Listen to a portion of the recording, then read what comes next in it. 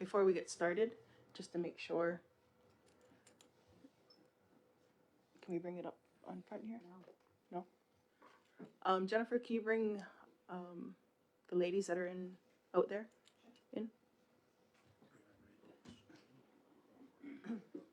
Okay. We're ready to stream now? Okay. Good morning, Cynthia. Morning, Audrey. Okay, let's get started. Just let me know when we're live. Good. Good morning and welcome to General Finance for September 16th, 2024. Identification of media. I don't see any. Number 2, any changes or deletions to the agenda? If not, can I have a mover? I have, yep, I don't have any. Moved by Audrey, second by Dale. All in favor? Anybody opposed? See none? Carried. Let's go to number 3, the Language Commission presentation for 2024 to 25 budget. Welcome. You can come to the front. We have hard copies for you. It was passed out.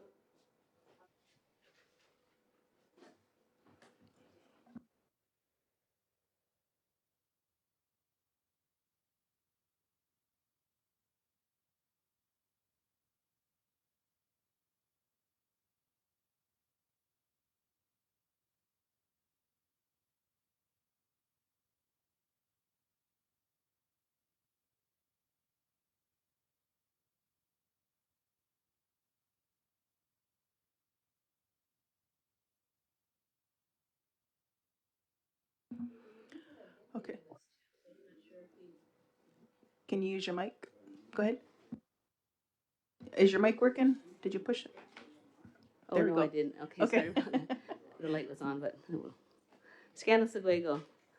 Okay, so yeah, I was just saying, we're expecting Get Day as well. He's our linguist, but there's just Cheyenne here with myself this morning for now. So we gave you a hard copy of our annual report, and that's what we just want to quick go through that this morning and present some of the things we're doing this year and a couple of the challenges we've had so far. So our mission vision, same as we've always had it.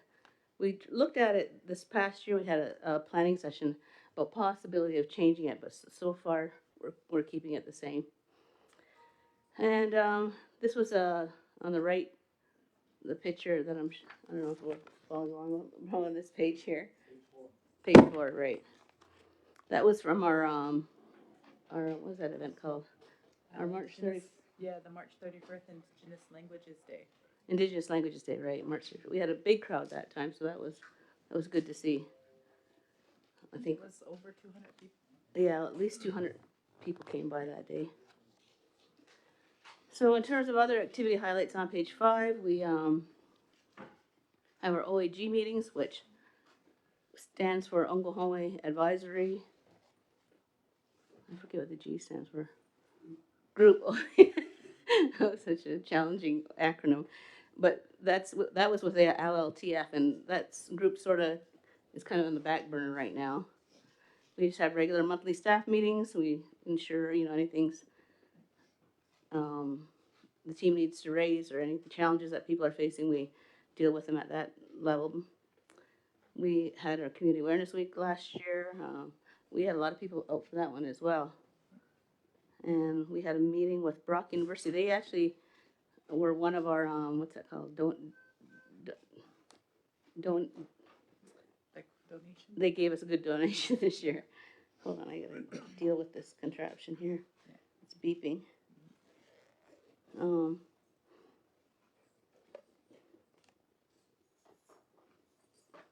hours. I'll put that. So I'll just continue on for Karen while she's working on that. We went to Radical Stitch, and it was with another group that had donated from the Unitarian Church. So they invited us out to a lunch at their church and to view the exhibit in Hamilton with all the beadwork because they're trying to better understand their First Nations neighbors. So it's been a really good relationship. We've had 2 events with them now, and it went really well. I attended the NASA conference in Toronto. It was very good. It was very insightful to meet with other people who are doing a lot of the same work as we are at the Language Commission. The LCAL meetings are Karen. She does leadership committee on languages. It's ongoing bi-monthly, so she meets with a bunch of other people from other communities that are talking about planning and policy development for language. And I believe it's what else do you guys do? You're trying to do teachers and stuff. Yeah, there's a few things on the go. Yeah, there's a lot Amos of is part of that group as well. We're looking at the language law, and we're looking at certification of teachers. There's a conference, actually, Education and Language Conference, coming up in Thunder Bay this October. So I've been asked to do a presentation for that. I think I'm going to go, or I told them I was going to go anyway. I'm just not much into traveling these days. It's so difficult. But I think Amos is a presenter there as well, right? At the the Education and Language Conference. So that, yeah, it's bi-monthly meetings take place for that. Yeah. We also launched our TikTok last year. We've always been on social media, Facebook, and I believe TikTok, not TikTok, but Twitter. But Twitter's kind of fallen out of use, so we decided to go with TikTok. And it's been, we've been received very well. We're trying to get more language out into the community and for people to find out how to get in touch with people who do language and what kind of languages we have, because Cayuga is very, very unique and beautiful, and we want everybody to know it. So that's one of the reasons why we launched a TikTok, because we do them in the language. Oh yes, they talk a Mohawk on there too, so don't worry. Yes, all our languages are beautiful, all 6 of them. I'm Oneida, so I totally understand. Yep, and that's another thing we always try to theme out. We never try to leave anybody behind when it comes to all 6 languages, which is also very, very big undertaking. So that's something we're looking at too with the TikTok. You launched another call for grassroots. Right, we have the grassroots proposals that we did last year. We did 2, we funded 2 last year. And one was a Cayuga language program, and the other was Onondaga with the library, kind of, and not kind of, but I mean the girl from the library, Minetta. So that was and no, we did a third one too. Yep. With Polytech and some stipends, Yeah. student stipends. Excuse me. So we've got funding out again. The call or the final closing date, I think, is October 1st or September 30th or something like that. So we hope to have some good community projects come in from that. And we met with the creators of Marvel for the Goholi, which is a part of the Marvel universe, the What If series. So that was pretty pretty exciting. We got to meet those who created it, the people who did the translation work. So that was nice to have that connection and meet with them. Do you have a question, Audrey? Audrey, go ahead. Can you use your mic? I thought HCC paid for the stipends for the language people. HDI or HCCC, yeah, they do, but in this case, it was sort of initiated by us. So when that's the case, they don't talk to us basically. So we just pick that cost up ourselves. And what we've done this year too is we've increased the stipend, so we pay an extra $100 per student every week, because I mean it's been the same forever, the stipend amount, and with the cost of living going up and being crazy for groceries and gas and everything, so we increased it by $100 for each person. Okay, do they get any from Grifstein? I don't think so. No, I don't think so. No, Not the Grip language Seal. programs, no. Because they're not what's the word, accredited? So they're not eligible to apply. Okay, but the ones who go to Polytech are accredited, so they're eligible for it. Yeah, if you go Yeah. to the Yep. BOAL program, yes. And Great has kicked in too on some of those, that what's that called, that pilot project. They've kicked in. So how much are they getting, the students who are not on the accredited programs from Polytech? Polytech. Well, Great only contributes like $1,200 a month. No, the ones who are not accredited. Oh, 300 a week, or is it 350 a week? I don't even think I don't even think it's 350. I don't think so. I'm not even sure, to be honest. Okay, I check think it it's out. about 3. Yeah. Text me later or something. Yeah. Thank you. Make a note. Okay, so on page 7, we've got research on language law. We wanted to actually launch this summer. That was one of the challenges. We never actually did what we wanted to do. And one was just to start slowly introducing this to the community rather than just bombarding the community, one day saying, oh, this is the way it's going to be. We want input from people and that sort of thing. And like I said, we just didn't, it's on the back burner probably till next summer now. So that's, a lot of communities have a language law, and that's kind of where we pick that up from. The challenge, I guess, for us is because we got 6 languages, and it's a challenge, but it's also a good thing because you see a lot of people learning the different languages. Somebody who's been fluent in Mohawk picks up Cayuga. We've got one young fellow who actually learns Onondaga, Cayuga, and Mohawk, so that's good news. Those kinds of stories. Yep. So last August, we went to a Polima conference, which was in Darwin, Australia. And that was to bring to the global stage the work we were doing on creating the VR with Gayokono language. So we did a presentation there in partnership with Brock University. And it was really nice to see all the innovative technology that people are using for language revitalization. So that's what came out of that conference. We also did. Audrey? Sorry. Could you expand on that? Who all attended? Yep. And what have you seen for different ways of incorporating language into technology? Okay.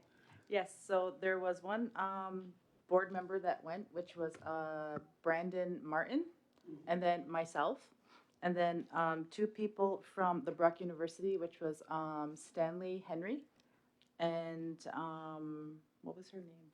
Jacobs. I don't remember her name. Rianne? No, Ryan. Ryan Jacobs or Ryan Logan, was it? I don't know. Yeah, I can't remember the researcher's name.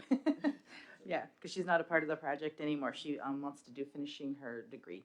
So we all went out there, and we seen a lot of people using a lot of the same things we had heard of, but not exactly some of the things we were using. Some of them were creating their own platforms to use with children and adult learners.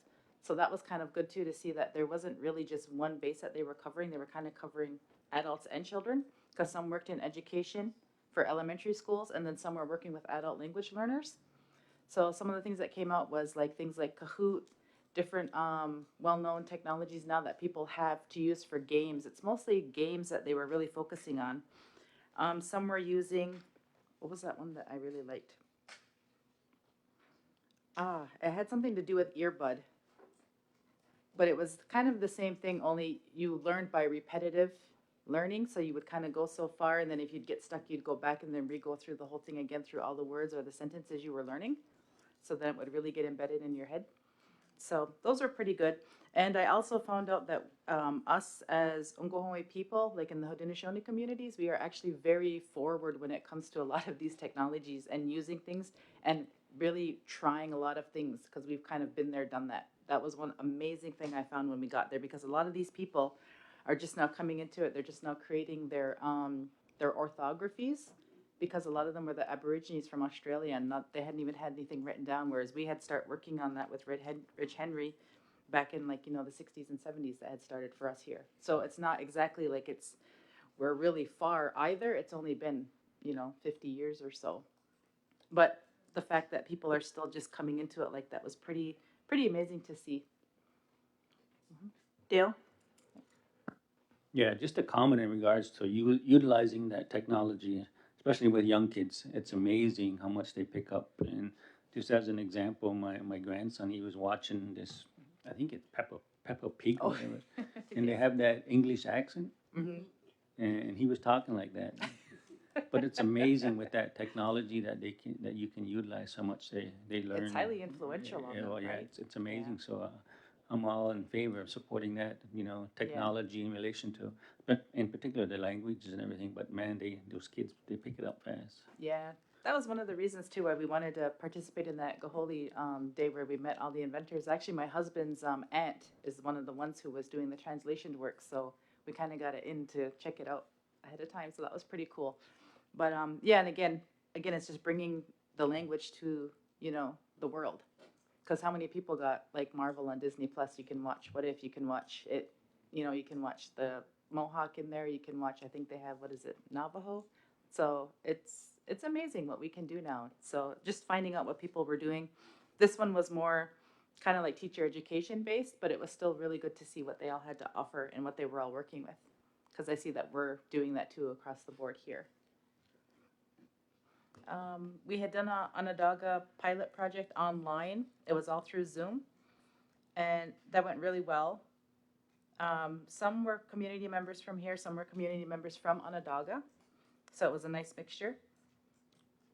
And of course, our regular adult immersion programs were resuming. We had our Cuga and our Mohawk, which is Dwarawayesta, Gayokono, and Ongowana Ganjokwa, so they run. And we're successful. We've seen their graduations and everything. Great. Everybody passed their tests and everybody moved forward, so that was good. And that's just one of the challenges we had this summer, though, was that the Cuga program approached us and wanted to take a year of professional development and reworking their curriculum. So that they were granted that, and so we've had to pick up a new Cuga instructor and new students. So we're starting a year late, a month late. That's not starting till October, but we've got a really good, awesome response from the community. Like we thought we'd take 8, right, and maybe we could toss in a couple extra. And we've got a response of almost 20 people on a wait list now. So they got to pass the 40-word test yet. And then once they do that, they can be in the program. But I don't think they can take all 20, if all 20 decide to go ahead with it either. Yeah.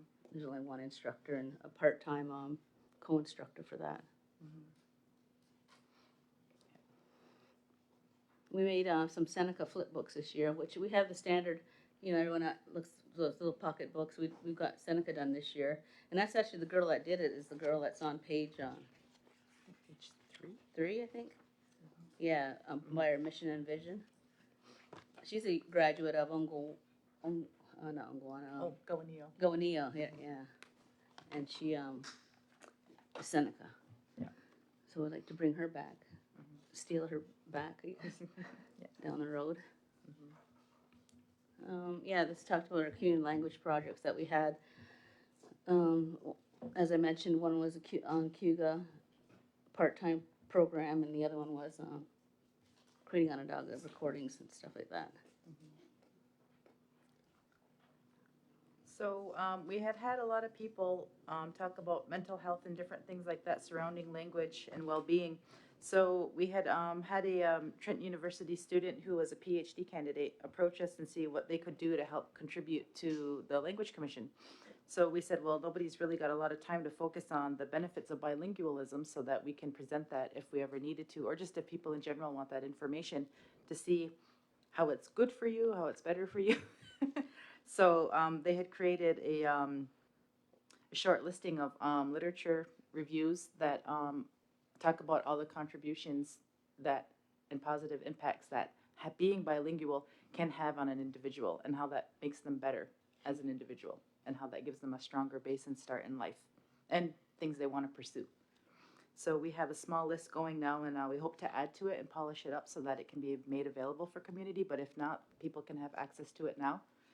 So that was a really good outcome for the student, part of their community work. What's the other one? Monthly community agency meetings at Great. Oh, that was mine. Yeah, so I go to the monthly community agency meetings where all the agencies get together and we come to Great in the boardroom and we just talk about all the different initiatives and projects we got going on so that we let the other organizations know.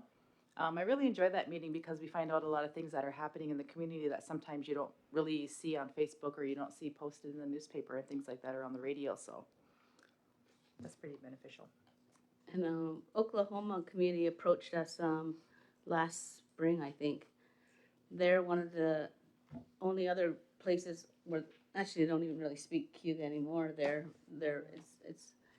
We met with a lady this past summer. I can't remember her name now. Geez, and her father was one of the last speakers, fluent speakers of that community. So they're trying to revive the language there, and they're looking for ways. They thought our school um, was like a college where they could come in and they'd have a dorm, sort of thing, and they could just get their meals paid for and stuff. And I said, explain how it's not like that, and Yeah, we had to break their heart, let them know. yeah, and the cost, was going to be crazy for them to even come up here, and they have to have a vehicle. We have no public transportation, to get anywhere. So, all that. So those conversations kind of fizzled out. But I know they're still around. The folks are, and they're still meeting with the group. What's that? Cornell University group. Mhm. Yeah, those meetings are still happening. So it's just try it out where we can and when we can, I guess. Yeah. We attended a HARC presentation by University of Buffalo, and that's just the Haudenosaunee Archive Research and Knowledge Portal. And it's pretty interesting because they wanted to create kind of like an online library of Haudenosaunee people and their resources so that people can access them. But the big problem is finding out rights to these different things, what to share, what not to share. So they were still in the planning and development stages. So they were just doing a presentation to show what they're doing at the university. So that was pretty good to see. Yep. Audrey? Yeah, do they have the rights to John Mohawk's work? I'm know? not too sure if they do. They had some things that they could access because, yeah, he's from University of Buffalo, right? Yes. But as for complete access to everything, I'm not too sure if they had that, but they did have some of his stuff. Can They you were check it talking out about. and let me know? Yeah. Okay, we'll do that. Thank you. Okay, so 9 and 10, we sort of discussed that already. So go flip to page 11 on Ongowan and their results. They started out with 10 students for year 1, and they wound up with 6. And year 2, I think they started with 6 and ended up with 6. And the neat thing about Ongowana is because for year 1, so there's been Tynanaga, our community, and Akwesasne all starting with the same curriculum. They all have Ongowana, the one that Brian had made. So they all, 3 of them use the same curriculum, and I think collectively there's 30 new Mohawk speakers because of that curriculum. And that same curriculum has been translated to so many different languages. I mean, that's what we use for Onondaga and Hugo? Hugo for sure, and Seneca. Yep. What about Tuscarora? I can't remember. They were working with Tuscarora, but we don't know too much about that. Right. Yeah, they had worked with them. And even Oh, at Mi'kmaq. Mohawk. Yeah, at Mi'kmaq and some Oneida. Right. They had used some of Yeah. that too. So that's been, they're pretty consistent on going in their results, and people that come out speaking in that program. So that's been a good thing. They were working on all their stats over the 20 years as well. So we hope to work with them to collectively see what the numbers look like from 25 years ago. I guess now where it's at. So. And with the Day Wansta program, they had 6 participants, and their program is not entirely focused on the same model as Ongowana. Like they incorporate culture into their They consider all language delivery. in their curriculum, yeah. So it's not just all language. So it's like some ceremonial stuff like that sort of thing. So, and I don't know if Mel's online. Becky, did Mel call in or ring? Morning. I'm there. Okay. Hi, Mel. Hi. You got Morning, Chief and Council. joining us. Can you guys hear me okay? Yes, we can.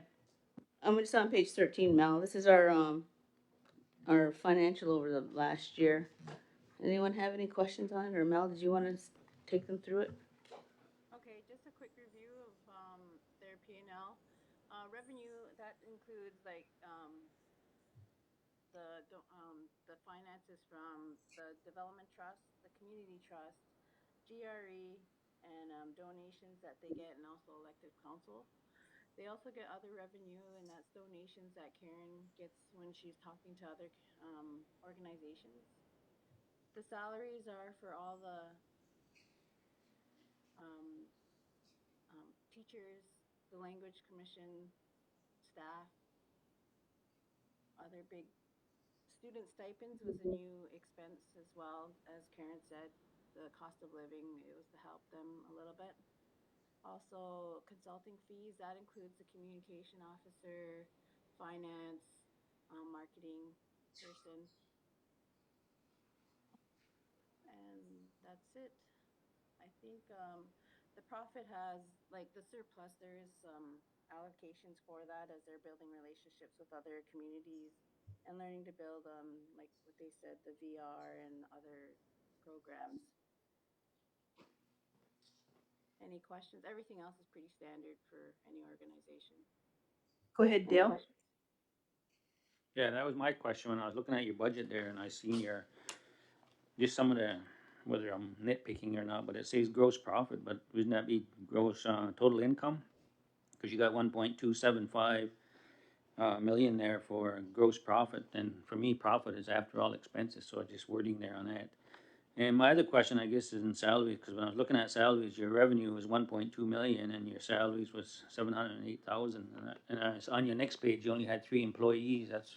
And I wasn't sure if there was how many more people are allocated within that salary line, like all your instructors. I kind of assumed that, but I wasn't sure because it just says your staff is 3, and then you're paying out almost $750,000 for staff. So I'm I trying was to get just away with curious. that, sorry.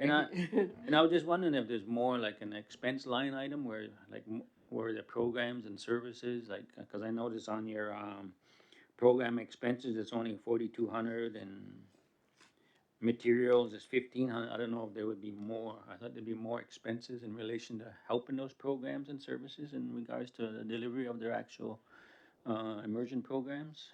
So that's just my questions and thoughts on it. A lot of that comes out of the office supplies as well when they're asking for all the expenses to have the material to be sent out. And yes, the salaries, Dale, does include like, I think there's 6 people at Unguana. They have an admin person, um, 2 instructors, an online instructor. They have co-instructors or what's it? Like TAs. TAs, yeah. So there's 6 altogether there, and at the Cuba program there were 3, and Onondaga we had just an online instructor, and then yeah, 3 full-time staff at our office and 3 part-time. So I think it come up to about 11, I believe, 11 people. Audrey? Yeah, just to follow up, it would be nice if that was broken out for all the programs, every program, how many staff work for them, what positions do they hold? So we're not thinking 3 of you are really, really getting highly paid.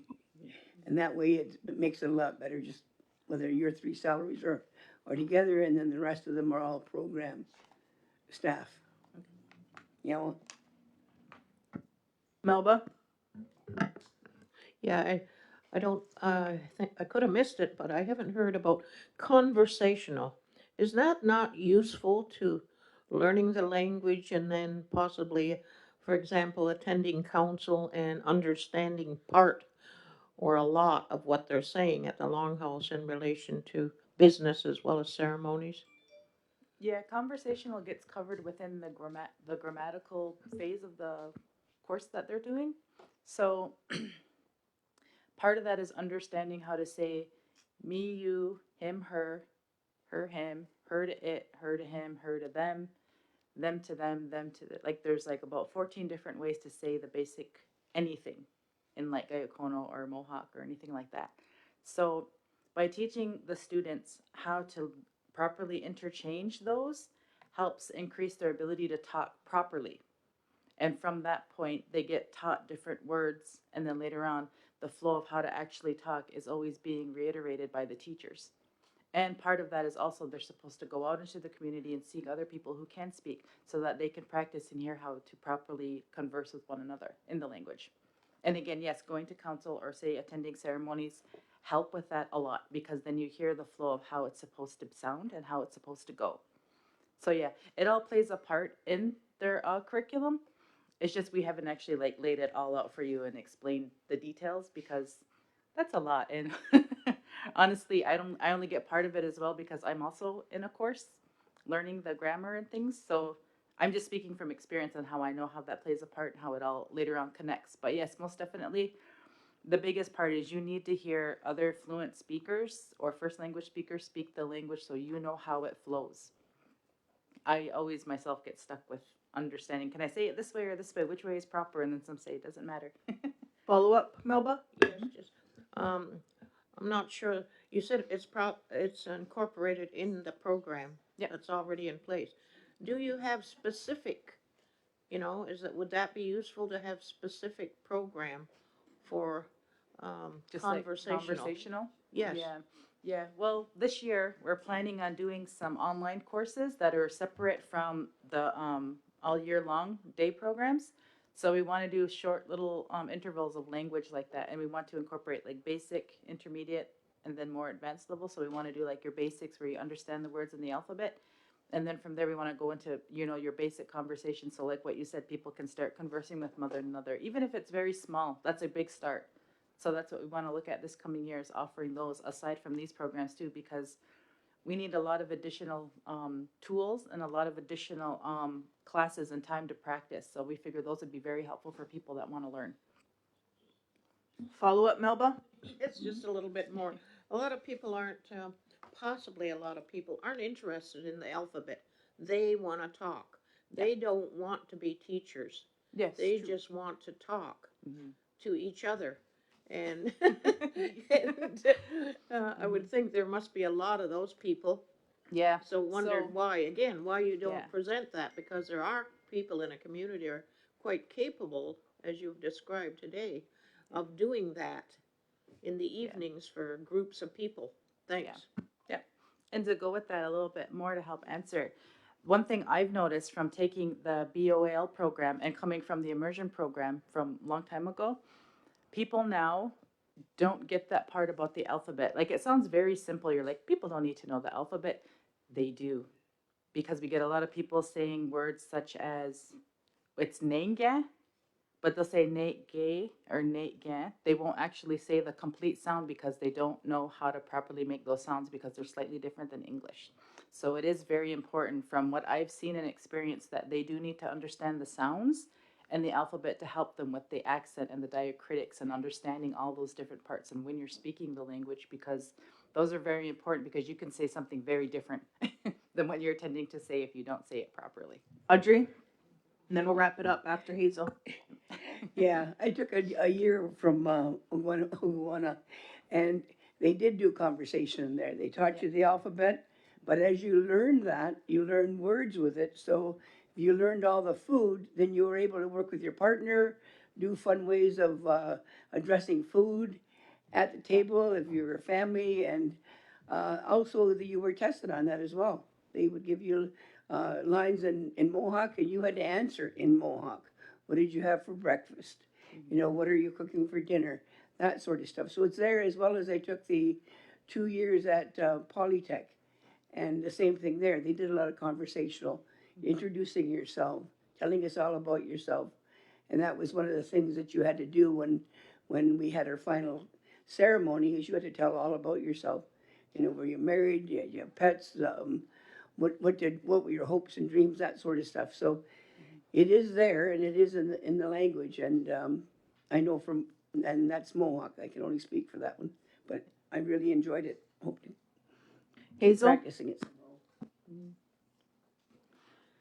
Karen, this is just a idea that I had and wonder, have you ever discussed forming a language group with all of the, I guess you have to say entities that are involved in native language? Have you ever discussed having like a formal group whereby when you talk, like you just mentioned about consistency and saying words, like my husband speaks Cuga, and a lot of times you'll hear, and even Ima had said, That's not how you say it. So in order to arrive at that situation whereby everybody does have the same dialect, has anyone ever considered bringing all the language entities together and going out from that? Like I know the Gawaneo, the little people, now you have the graduates that can teach. Like I think that's a great thing that's going on there. Um, I don't know, I guess in my view, I would just like to see a native language structure that holds all of the language groups together, and it becomes one consistent way for everybody. Thanks. Yeah, I don't know if you're gonna get away from the dialects, though, you know what I mean? Like the family, you know, because, I mean, they say things differently, and I don't know, like, who's do we take over then, you know? Or not take over, but I mean, you know, that's gonna be hard, I think. Wouldn't you agree? Yeah, I know myself, I had gotten very different teachers, and they all spoke a little differently, and then we just learned that that's how that went. But yeah, it's a really rare Yeah. thing, and we should really work on actually keeping that so that people can understand, well, that dialect comes from this family or this part of the reserve, and or, you know, so people have that background, because we don't want to lose that either. So it would be good to get everybody together and just kind of bring all their stuff forward, because we still have that opportunity to say we have more than one way to say Yeah. something. And that's really amazing considering Yeah, where we're at. we have the list that Cheyenne maintains for like second language learners and folks, first language learners or speakers, you know, that sort of thing.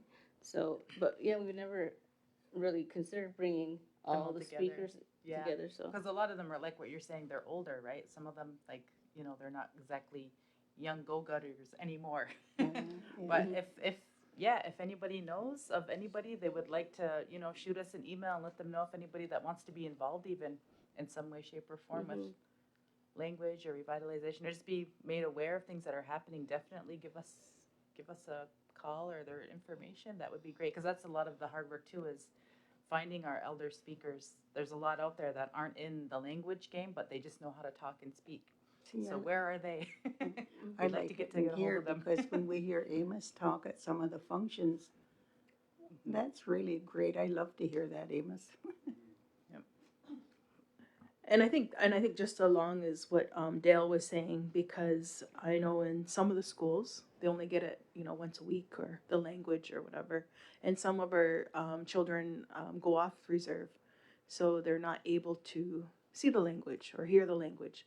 So I don't know if it's a project or just something to think about in the sense of tutoring children, Okay. and also maybe even a group for kids who Kids. want to learn even more, and as a project for, I don't know, something for them to do as a credit, maybe, I'm not sure. Yeah. I'm just thinking that because just over the years, I know some kids wanted to know more and asked if they could go tutoring. I said, I'm not sure if there's tutoring for that, Yeah. but even for the ones just to have a group, um, a group of children wanting just to learn, because they don't have access to the language. So just food for thought. Now, thank you for coming in. Is there a mover to accept his information? Moved by Dale, second by Audrey. All in favor? Anybody opposed? See none, carried. Okay.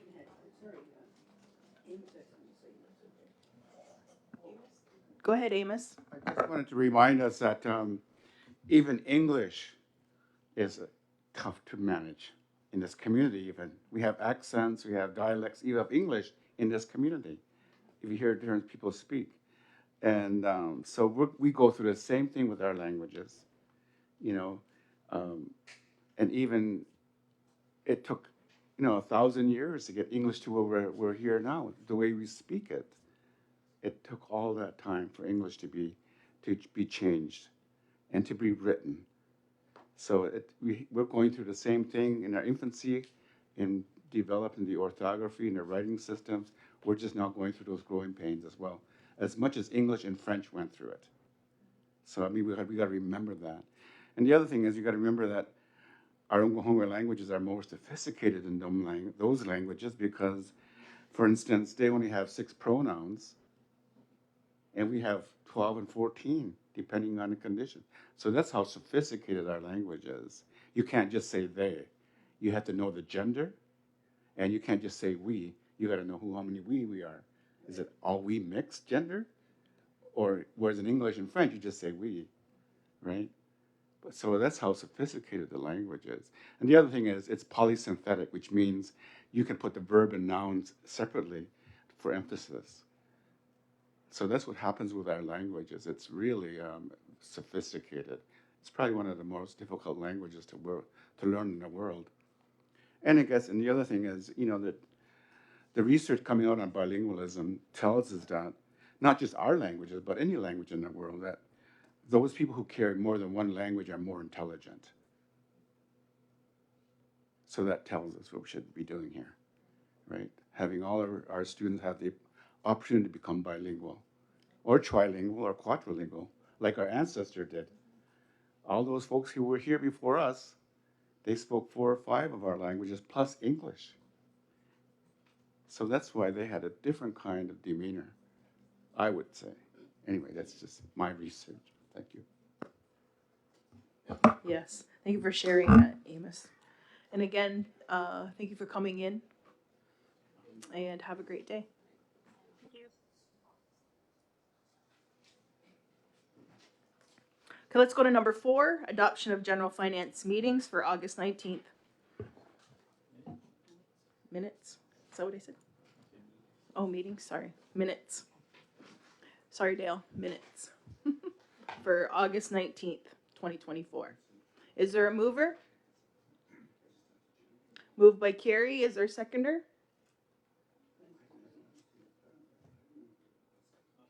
Second by Dale. Any questions or comments? If not, all in favor? Anybody opposed? Question. Question? Go ahead, Elena.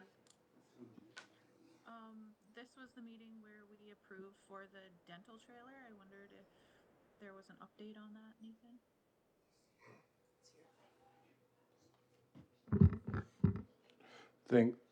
Thanks. My understanding it is at the White Pines building, kind of facing where the plaza is. There's also a little bit of work to get done, set up on it. So I understand they're going through the logistical aspects today. We're hoping to announce that we can open. I'm just confirming the date here really quickly. On the 23rd of September, but we'll send notice to the community out to confirm that date. Thank you. I did see it, and I figured community would be wondering what was going on if they weren't apprised of our purchase. Okay, Dale? Nathan, would we be able to have like before it goes public, have a little tour of it, just so we have a sense of what we purchased, I guess? As counselors are wanting to. Sure, I'll talk to the team today and see if we can get that arranged. Okay, all in favor? Anybody opposed? See none, carried. Let's go to number 5, Education, Language, and Cultural Committee recommendations. Moved by Amos Key and second by Audrey Paulus-Bomberry that the Education, Language, and Cultural Committee recommends to the Six Nations of the Grand River Elected Council approve to commit an annual core operating fund to be used for Woodland Cultural Center and Mohawk Institute building maintenance and operations in the amount of $100,000, recognizing that these are assets of Six Nations. Would you like to speak on that, Audrey or Amos? Go ahead, Amos. I just talked with my colleague Audrey. We're going to withdraw that one for today to get more background on it. So, recommendation 1 we'll scratch off. Recommendation 2, moved by Amos Key, second by Audrey Paulus-Bomberry, that the Education, Language, and Cultural Committee recommends to the Six Nations of the Grand River Elected Council to approve moving forward with designation of the Mohawk Institute as a National Historic Site through the Parks Canada National Historic Sites and Monuments Board. Is there any questions or comments? Go ahead, Dale. So that's just an application process you're gonna be going through? Is that what this motion is supporting? Yes. Okay. If you can come to the front and just introduce yourself and turn on the mic. Thank you. Sego, everyone. I'm Heather George, the Executive Director for Woodland Cultural Center. So the question was regarding the application to be to have the designation as a National Historic Site. And as Six Nations elected council are the owners and Woodland is the leasee, we require that motion to move ahead with the process. Cynthia? Morning, welcome. Could you explain to us the benefits of such a designation? Yeah, I'm happy to. So there's two principal benefits. One is in terms of being part of the network of listed National Historic Sites, which include Her Majesty's Royal Chapel of Mohawks and Chiefswood National Historic Site, Pauline Johnson's birthplace. So that is primarily a promotional benefit and a recognition. The second benefit is that it allows us to enter into what's called the cost sharing program from Parks Canada, which is a program that will match up to 50% of costs for maintenance. Any other questions or comments? If not, oh, go ahead, Cynthia. You got a follow up? Yeah, along that line, that's good to hear the benefits. What are then the requirements for its ongoing operation maintenance? That would be different, if there is, than what exists. In terms of the maintenance and operation of the site overall, Yeah, I've just heard, I really don't know anything about historic sites, but it's like you daresn't do anything to change it at all without some special permission or what have you. sure. So the designation as a National Historic Site doesn't prevent any changes to the building, it just recognizes it. But what often happens with municipalities is they have their own registry of historic buildings, and that's where all of those limitations come in around things like what type of windows you can have. So in our case, this designation won't impact our ability to make changes to the building. Okay, moved by Amos Key, second by Audrey Paulus Bunbury. All in favor? Anybody opposed? See none, carried. Recommendation 3, moved by Amos Key, second by Audrey Paulus Bunbury, that the Education, Language, and Cultural Committee recommends to the Six Nations of the Grand River Elected Council to approve a commit of $1 million of funding over 5 years towards the capital campaign to build a new cultural center. Is there any questions or comments? Go ahead, Dale, Vincent. The only thing I'd like in this motion, I'm in full support of it, is just, I guess, a designation of where the funds will be coming from. So I don't know if Jennifer can do that and maybe have it be part of the motion so we're going forward so that we can have it. And everybody knows for the next 5 years, this money will be coming out of that pot of money. Thank you. Did you want to come up, Jennifer?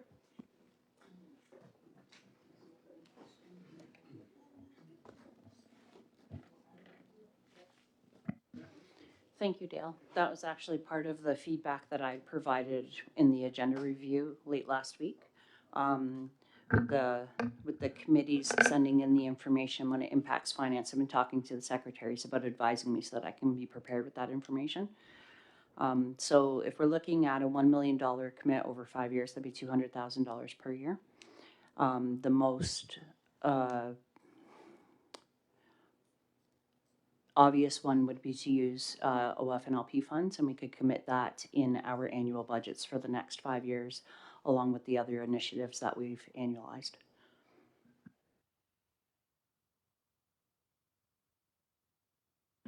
Go ahead, Amos. We can include that in the resolution then, the ONLP? That we Yes. sourcing that funding? Beck. Audrey? Yep, Beck has it. Go ahead, Audrey. And just to let you know that the Woodland Cultural Center is part of our portfolio at Education, Culture, and Language. That's why she's here, and that's why we're moving and seconding the motion. So now, thanks, Heather. Cynthia. Yeah, What is for the capital campaign? What is the target, and how close are you to the target? So our target is 65 million. As of right now, we have commitments 1.2 million. And we haven't received any government funding yet at any level. I'm also presenting to City of Brantford requesting the same amount from them, but I was told off the record that it is more difficult to get that funding if Six Nations has not also supported it. So we're early days, 1.2 so far, 65 million being the goal. I'm surprised it's so low. It just seems this campaign has been going on for a few years now. I remember they had that save or Yep. buy a brick. So Save the Evidence brick was a or- separate campaign. Yeah.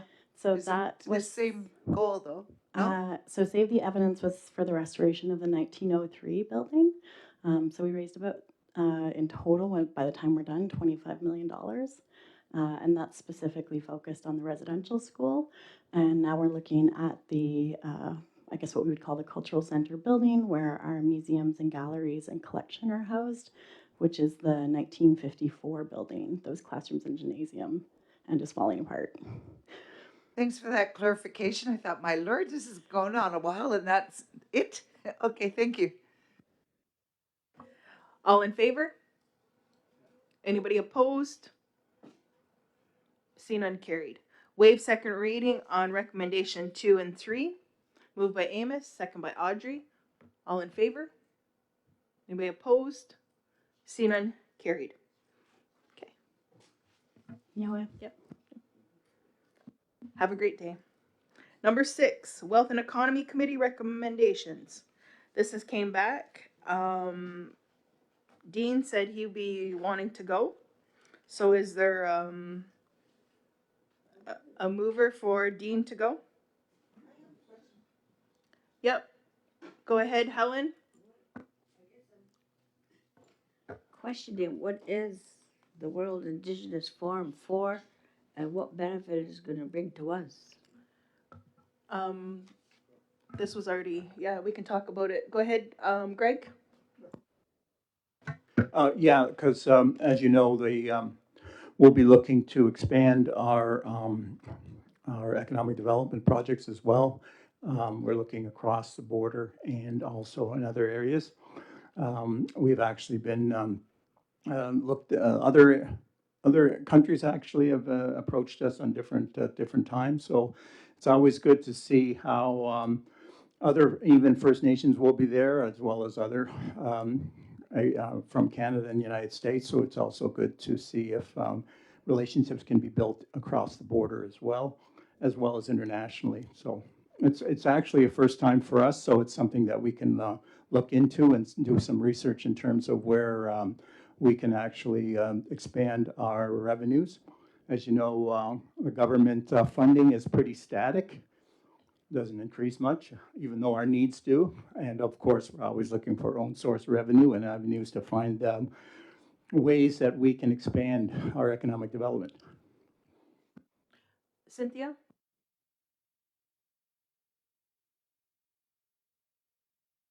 So what it is called World Indigenous Business Forum.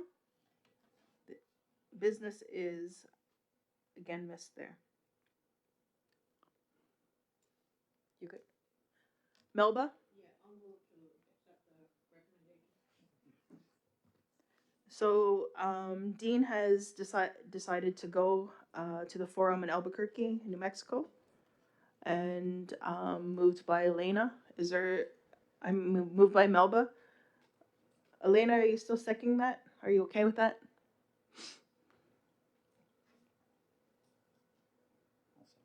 Okay, second by Greg. All in favor? Anybody opposed? Seen and carried. Waive second reading. Moved by Melba. Second by Greg. All in favor? Be opposed? Seen and carried. Let's go to number 7, Built Environment Committee.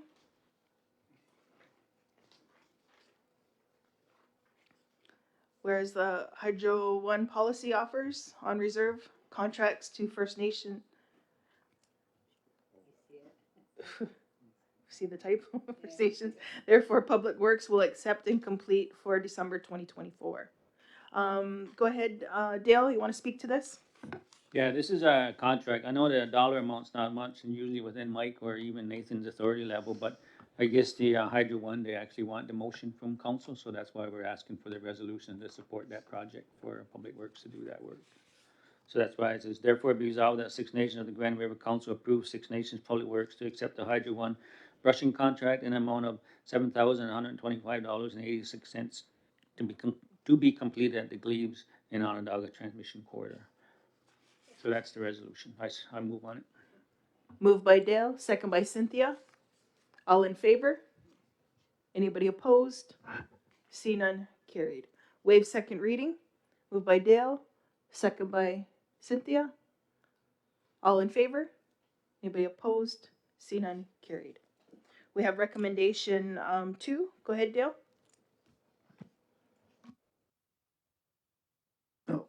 These recommendations here is actually a post, I guess, post approval, because they needed to submit some applications and they had some deadlines. So it's for their ongoing projects that they've been doing in regards to solar. So it says there's a number of them. One for 25,000, one for 50,000, and one for 150,000. It's, so therefore be resolved that Six Nations of the Grand River Post approved the submission of 3 proposals to the Independent Energy System Operator Indigenous Energy Support Program for solar feasibility study for 25,000, net zero fleet feasibility study 50,000, and energy and engagement support for 150,000.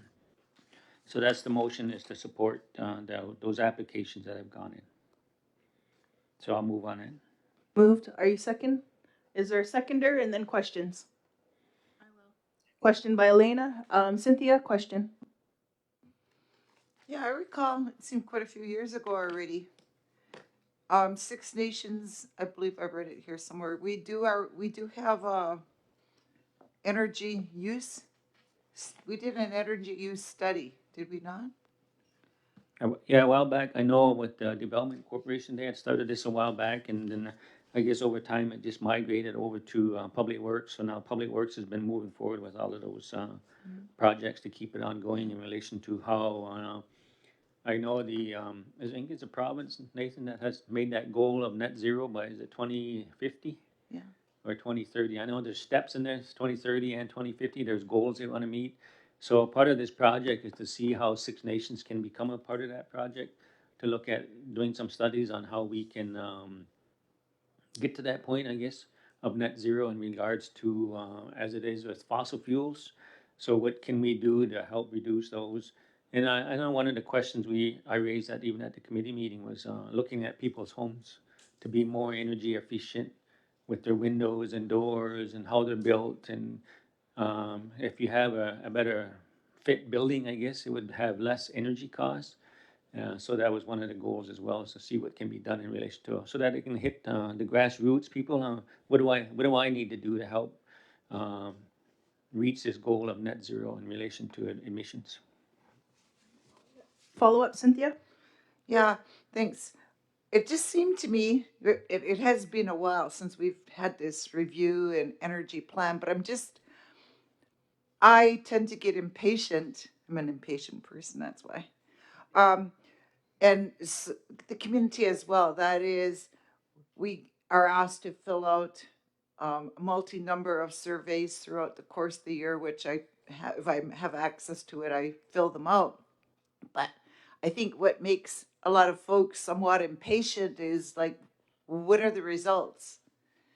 Case in point, I would think, or should hope, then as we have any community buildings going on, I don't know the latest, maybe the social services, I know it's a renovation, adding another floor. But are we taking those into account then when we're doing new buildings, such as let's make sure it is as efficient, energy efficient as we can, and will the structure support like solar power? And another thing that I've been interested in lately, because I've heard so much about it, is when you're building in the glass, they put little markers in the glass because our birds are are biting the dust by the thousands, I understand it. And it doesn't seem, from what I understand, to cost a lot more to have the little markings put in. Some of the things that was discussed at committee level was there is a goal to, I guess, I think some Nathan can clarify, but subject to some of the funding, there is a goal and a mandate within those guidelines to look at green energy and how the new structures or new buildings can start meeting those codes in regards to long term for green energy. So yeah, they look at the physical structure and to be able to support those things, and as well as the actual building design in regards to some of the material they're using within the building. So that is part of the project as well. Okay, so it's moved and second. All in favor? Anybody opposed? See none carried. Waive second reading. Moved by Dale. Yes. Second by Lena. All in favor? Anybody opposed? See none carried. Let's go to number 8. Is comprehensive funding agreement. Amendment number 129, 131, 132. Go ahead. Thank you. So Amendment 130 was presented at the last general finance meeting, just as an FYI. That's why it's being skipped in this one. And we're following up with the 129, which was missed. So whereas Six Nations of the Grand River Elected Council has entered into a 5-year comprehensive funding agreement with Indigenous Services Canada, and whereas CFA amendment numbers 129, 131, and 132 have been received for Council's approval and signatures, therefore be it resolved that Six Nations of the Grand River Elected Council approve and sign the following comprehensive funding agreement amendments, numbers 129, 131, and 132 for fiscal year 2024-25 between His Majesty the King and Right of Canada as represented by the Minister of Indigenous Services and the Six Nations of the Grand River. Amendment includes additional funding for the following departments, programs, or projects. So education structural readiness for $34,430, home and community care $46,810, and mental wellness $500,000.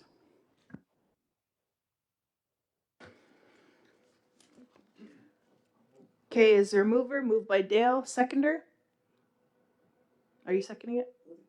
Okay, second by Audrey with a question. Go ahead, Audrey. Yeah, is that 34,000 for lifelong learning? Yes, it is. So can that be spelled out, which one it's going for? Because there's another education, which is federal schools. So if you could add those words to them when they come up. Sure. Because I've often wondered, what is this education you're talking about? Which one? Absolutely. Yeah, well, Thank you. Okay, all in favor? Anybody opposed?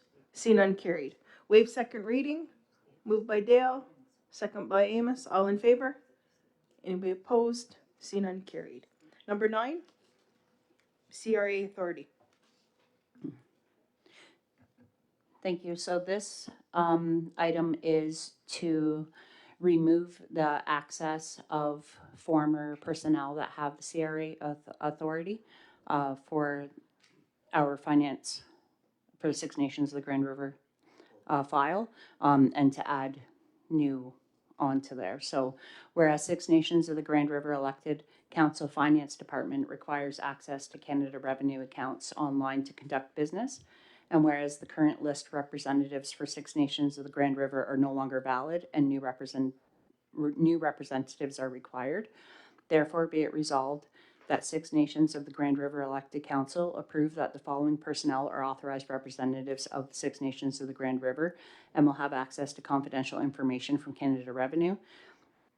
So this is for our business number 107983918, and access being granted to myself, Jennifer Court, Chief Financial Officer, Wayne Stotts, Director of Accounting, and Michelle Boyd-Walton, the Payroll Officer.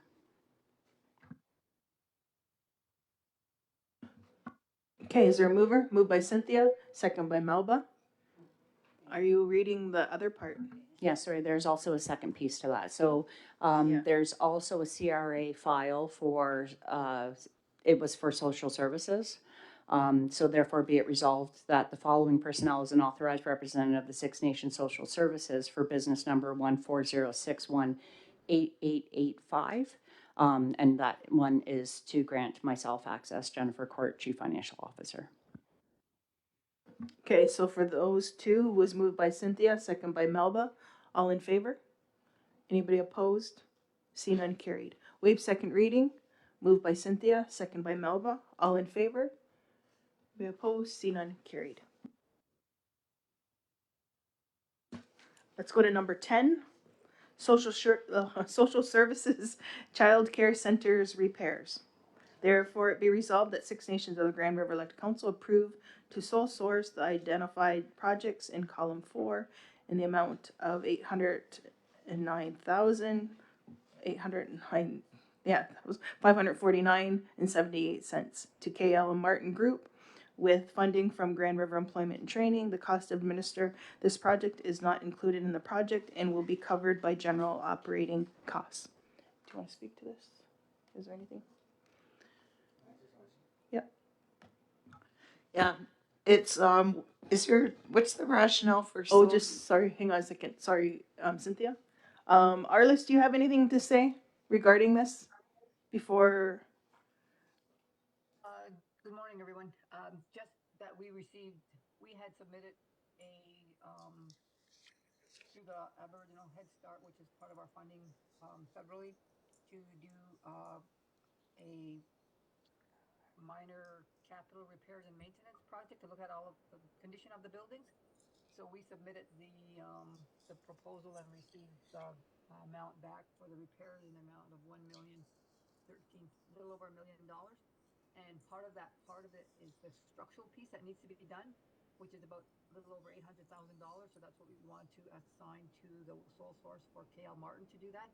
He has all the required technical structural engineers. Because we're a licensed childcare facility, we have to make sure that we're in compliance with all of the codes, whether it be electrical that needs to be done, structural repairs that need to be done, so that we are in, they're done by license, rather than us going out and piecemealing everything together for him to project manage it. Okay, just so it's on the floor, is there a mover and seconder? Moved by Audrey, second by Dean. Cynthia. My question was somewhat along the lines of what you spoke to, Arliss, but over and above that, it seems to me there are several companies that have the ability to do the project management. So I'm just questioning why it's sole source. Yeah, they're just available. We don't have a list, if that's available, that we can do project management. Like as a tender that's available for Six Nations. It's just that we're, this is time limited. We have to get the repairs done. We're running out of weather. We just got approved. We're still waiting. We're actually still waiting for the ink to settle on the agreement. But we know we need to get it done by the end of March 31st. So if there is companies out there that council has to do project management that are vetted and approved, we can utilize and submit those quotes to them. But this one we want a sole source because of time. Go ahead, Dale, then Amos. Yeah, I know in wanting to go through that tendering process, you're probably gonna add like 4 or 5 months to the timeline before the project can start.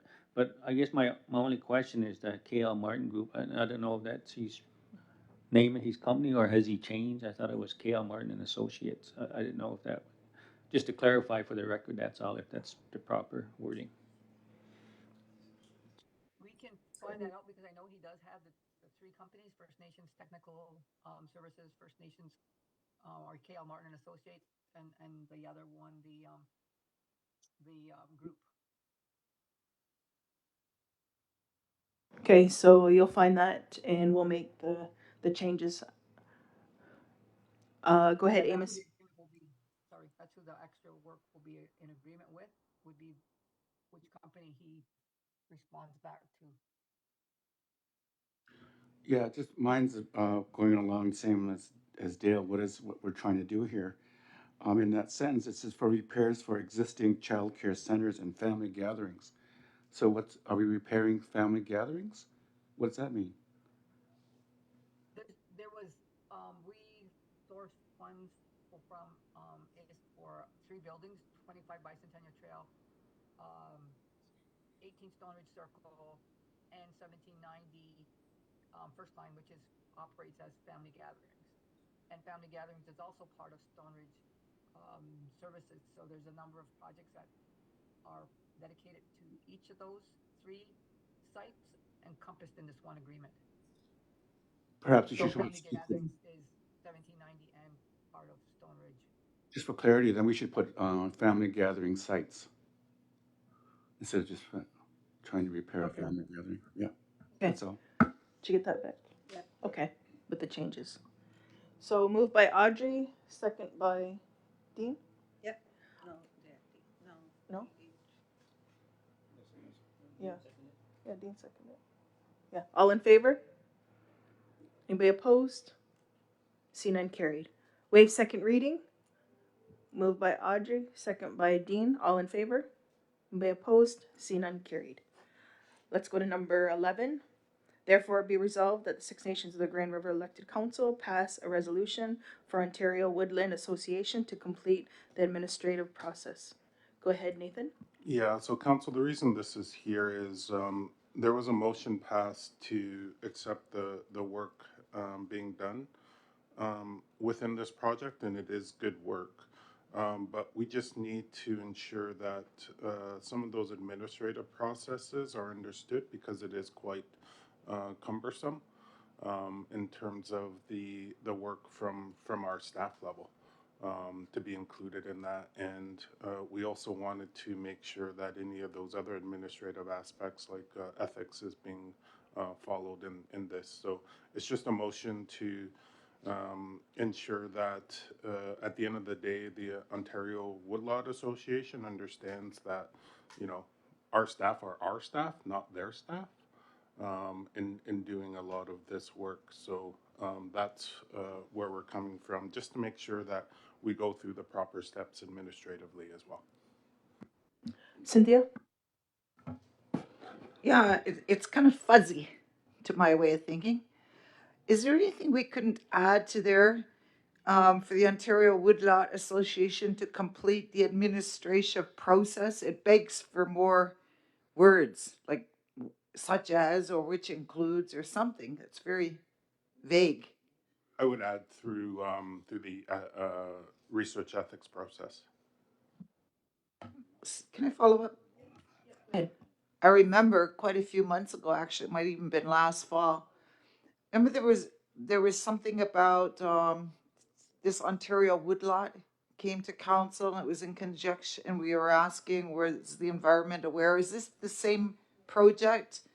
Because it was looking forward to they were doing mapping or whatever of our trees and all that sort of thing, and it was over like a 3-year term. Is that the same one we're speaking of? So maybe something to tie it in, or it's just I always fear when people go back and look at it, it's like, what the heck does this mean? I just remember that, and I was wondering, is this the same thing?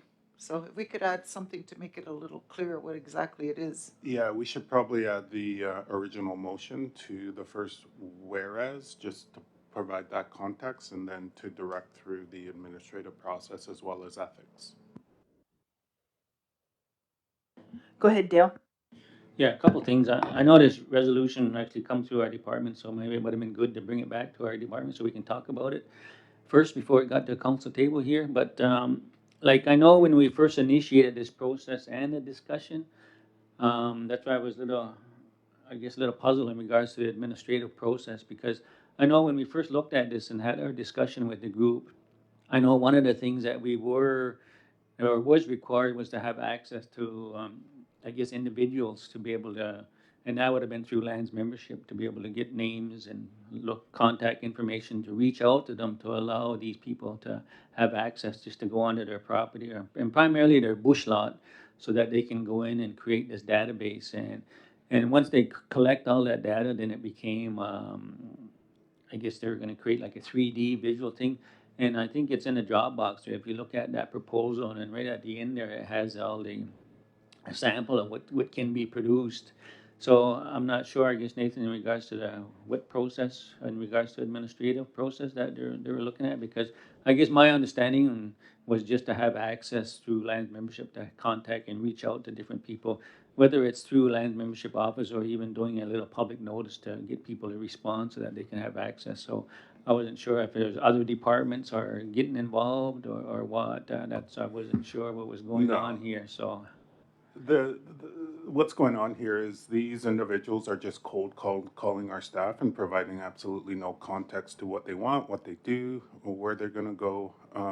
And I know in a lot of ways, when our staff receive those calls, they're kind of bypassing, and maybe that's just it, bypassing the CEO's office, where I'm not able to kind of understand how much work is entailed in a lot of these pieces so that I can properly inform Lori where we're going to go. So uh, it's a matter of I get an invitation to go to a meeting, whether it's breakfast or whatnot, and it happens within a day or 2 days prior to, and I'm just trying to get ahead of this to say, come through the CEO's office. We'll provide the work that's to kind of understand the work that's entailed in all this, so that I can properly inform the staff where their duties lie in a lot in working with the project. So that's the one piece, and then the other piece staff were looking at, and I think it was Lori that mentioned it at Lands and Membership, is whether or not this even, because of the information that's being collected, and it is our information, whether or not ethics was involved in an application, went through that process. So I think that's another step that we have to undertake just to get this back on track, just so I can inform staff, what their duties are in conjunction with this project. Because I think the project's great. I have no problem with the project. It's just a matter of ensuring that we're all lockstep going forward. Well, maybe we can reach out to the organization and have a little chat with them, because just so they can clarify, I guess, process and procedure in relation to communications. So, and that's why when we first talked about this, we knew the only individual would be maybe Land's membership office, whether it be Lori or some of her staff. So, but we can, I guess, before we do this resolution, like, we can reach out and talk to them and clarify in regards to due process, if you like, because I know we had a meeting, but then everybody got real busy. I think it was in August, everybody got too busy and we missed that meeting, even some of the individuals on their side. So, but if we can do that and have that conversation, maybe we can clarify this whole process in regards to how communication can happen going forward. Because I know it's getting close to winter time too, so I don't know how much they'll be doing through the winter with all the leaves gone and everything else. So if we can do that, then we'll get back to you, Nathan, or if you want to move ahead with the motion, we can do that as well. But we'll still reach out and have communication with them and clarify that process. Helen? Yeah, we did talk about this at Lands Membership, and I I think from where we're coming from is if you're gonna designate extra work for a department, at least talk to that department first before you do that. Um, the Lands and Membership department is getting a lot of requests for additional work that that's not why they're there. I know Ken Sandy, all the different departments are calling him to come and do this and come and do that, and that's not, he don't work for those. He works for Lands Membership. He's not an employee that's gonna go to all different departments and do work for them, because he's supposed to work at Lands Membership, that's what he's getting paid for. So that's been going on for a while, and it's starting to get frustrating because it's additional work to the staff at membership. And I know, I remember Lori raising concern because it may make additional work for them if they choose to do it, I guess. I don't know whether they can say no. But she doesn't like the fact that they're being designated different work, extra work, and nobody's talking to them. They're really busy over there. And then the ethics part of it was because he's collecting data on doing that. That's supposed to be our data, right? Aren't we supposed to be keeping all this data? So that was another issue because it didn't go through ethics. But I don't even know if we have an ethics committee anymore. Well, I don't know. Do we still have that committee? Who sits on it? Yeah, the direction I was given is to bring Zach back to do that presentation again, and I'm in the process of doing that for the next PL, so you guys have an understanding of where that ethics process is. But we've gone back to streamlining it back on the administrative side. Amos? Yeah, I think with this agreement, maybe even at the higher level for us, if there was some deliverables in the process, Dale, that you were talking about, that there's some deliverables and maybe even timelines for how long this. Yeah, I know it's a agreement is. 3-year project, but once they collect the data, there was like a database they're gonna create. And I know one of the things they were looking at is and I know they were supposed to have a discussion, we're looking at having a discussion with our IT people in regards to data storage, so. And the other thing we were looking at, whether the Grand River Conservation Authority would be able to do that as well. So there was an issue in regards to hosting because it was quite a database that they're going to add to, because one does exist already from 2018. So now they were going to enhance this and with the new technology in regards to the data storage on the trees on Six Nations, the woodlot. So with this motion, Dale, is it okay if we set up a meeting then? Set up a meeting, and then we'll just take this off the thing. Go ahead, Audrey. Yeah, with that, I think it needs more explanation of what's going on, so I'm glad it's being taken off to address that. And just a question that's on data, that person who was asked to go and do the flyover with his drone, and he captured, the river. Did we get a copy of that? It was all sent to us. Okay, so we have that, I saw it and, just wanted to know if it was Yeah, it was sent ours. to us. Yeah, Melba? Yeah, I wanted to say in the orientation of Land's membership, Helen has already mentioned that it's very complex cases, can't be just solved in one day many times. So I'm wondering, um, is there going to be a review of staff needs in relation to the work that they are doing? Because if you don't have the proper staff, we all know that services are not going to be adequate for departments as well as community people. So I would think that there should be a review of the needs of that office. I know it's clear across the board sometimes, but this is really important also. So Helen has brought that to attention several times. So if that could be done, thanks. So Helen, is that something you guys can discuss also?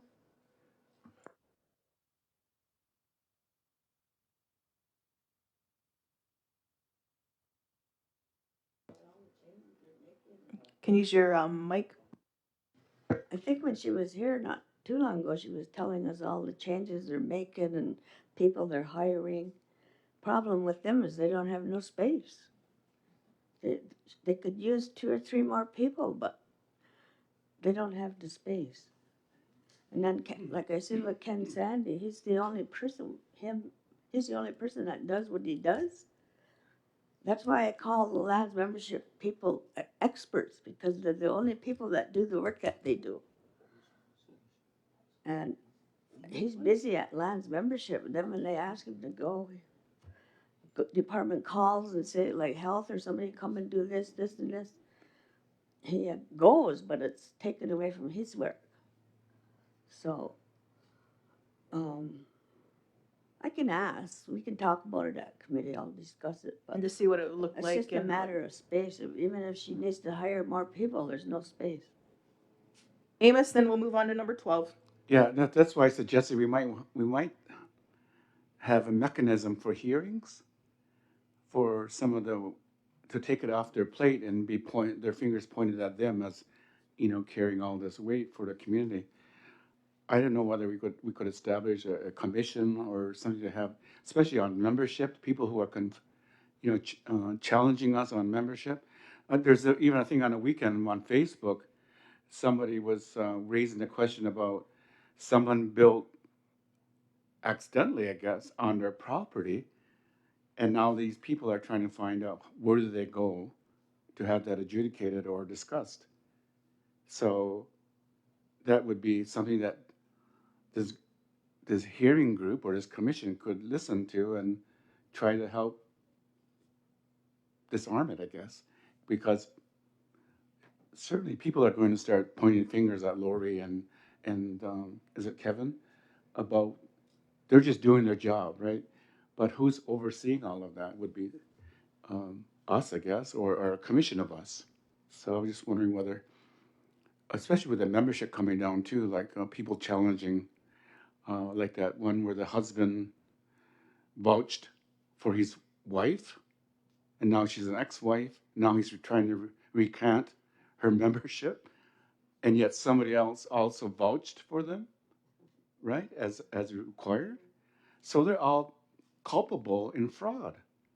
So I mean, that should go to a hearing of some sort so that they can adjudicate that. Because we're not membership police, right? This commission could listen to hear that and then bring it to council or something. Anyway, just a suggestion. Yeah, I know it's cumbersome, but we're dealing with people's lives here and their emotions, right? And even just to start moving forward, and the bottom line is infrastructure. Is we have nearly 1,000 employees, and we need to start figuring out something to be able to bring them back to work in somewhere instead of 3 to 4 people in one office. So, okay, so let's go to number 12. Go ahead, Jennifer, Audrey. You're sitting down, just a quick question. What does the OPG stand for in 11? I'm looking it up. On- Do you want to find it? Ontario Power Generation. Okay, thank you. Go ahead, Jennifer. Thank you. So item 12 is the agreements report that's presented the second meeting or the third Monday, sorry, of the general finance meeting. So this is for post approval for agreements that have been signed by either the chief, Nathan, or myself. So there's a summary in there of that, but also in the Dropbox, you're provided the full listing of what is being post approved in this round of postal approvals, plus on the next page of what was in the Dropbox, the next couple of pages, it gives you a summary of all of the agreements that we have entered into. So that's what this is for, is looking for the post approval of the interim applications, which total $5,467,995. Cynthia. Just a question, Jennifer. When we were doing our, was there budgeting? There was a recommendation on there for a loan to, Grepsia because their funding hadn't come through from ISK, and I see on here there's one from, but it says ministry, which I get, is that provincial? Ministry of Education for 3.9, but did the money come through? There was I don't know what caused the backlog. I believe that when we were talking about that group CO actually started getting notification of their funding, and then we didn't extend a loan because it was no longer necessary. For Ministry of Education, this is actually, all of that has been allocated in through the social. It's from social receiving money from the Ministry of Education. And that has all to do with childcare subsidies, special needs resourcing, childcare transformation, and things of that like. So this, though it's coming from the Ministry of Education, it's not for GRIPSEO, to answer your question. Okay, is there a mover for these? Moved by Dale, second by Melba. All in favor? Anybody opposed? See none, carried. Waive second reading? Don't need it? Good, okay. So let's go to number 13, the ratification of email poll. Health Foundation for Golf Tournament. It was moved by Melba Thomas and second by Leslie Green. So ain't gonna need another mover. You move? Oh, moved by Dean that the Six Nations of the Grand River elected council accept the recommendation from the community committee to sponsor 2 teams for the Six Nations Health Foundation Golf Tournament Sunday, September 15th, in the amount of $2,000. Question? Go ahead, Cynthia.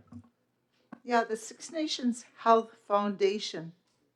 Who sits on there, or how is that constituted? And how does one access it? Melba? It's a community organization which has been in place for approximately 18 years and certainly has sponsored programs and individuals, groups in the community for health-related areas, and has also contributed to the health building in the past to approximately $280,000, of which the um, the organization has never received proper, I guess, accounting of what it was actually used for, the 280 or 260,000. Ruby has asked, the late Roger Jonathan has asked, I have asked, and no person in finance has ever been able to justify to the foundation of the actual financial transactions that happened and what they were used for. So they raise money on various ways to assist any health related areas in the community through actual requests through uh, meetings directly, as well as requests through the president, Ruby Jacobs. So there's a variety of people that sit on there. Yes. Is it affiliated with council, or is it totally separate on its own? No, it's a private foundation, yeah. But we certainly have handed over many checks to council, 10,000, 5,000 at a time over the years. Thanks. So part of my Follow-up? question was is how does one access it? Because I see different things on fundraisers, GoFundMe or whatever. Someone gets terribly ill and they're going to be in the hospital or staying in the hospital, like that. So is it for that type of Yes, need too? there. I think it's pretty well known over the years, and it's a request through the committee and through the chair many times. They attend the meeting and certainly explain what their needs are, and then it's decided how this may be approved. Thanks. Thank you. Dale? Yeah, and maybe for Nathan or Jennifer, but if you go back and look, I'm pretty sure when the Health Foundation gave money to council, it was always designated for a specific item or area. And I know a lot of it might have been with the dialysis at one point when the dialysis first started up. So there was a lot of money given to that. But usually when they give money, it's usually saying where they want it to go to. And I know a good chunk of that probably was to the dialysis. So, but if you can probably go back and look in the record, it's probably all stated there in relation to where the money was allocated to. Okay, so it was moved in second. All in favor? Anybody opposed? See none carried. Can I ask a question, please? Yeah, I need some clarification. I've been asked how this money was used. I know we've had a couple of uh, people connected to council, such as Greg. He had a team. It was announced Greg Fraser team, and then we had Lee Thompson. It was announced Lee Thompson team. And is this where the 2,000 was allotted to these 2 teams, or was it other teams? We don't know. We'd like to know as the organization people. Go ahead, Dean. Go ahead, Dean or Greg. Go ahead, Dean. Were those the 2 teams that went on Sunday? So the 2 teams were one that was funded with Greg. You can go ahead and name your members as well. And the other one was through Lee, the events coordinator, as well at the committee level. that she then created a team.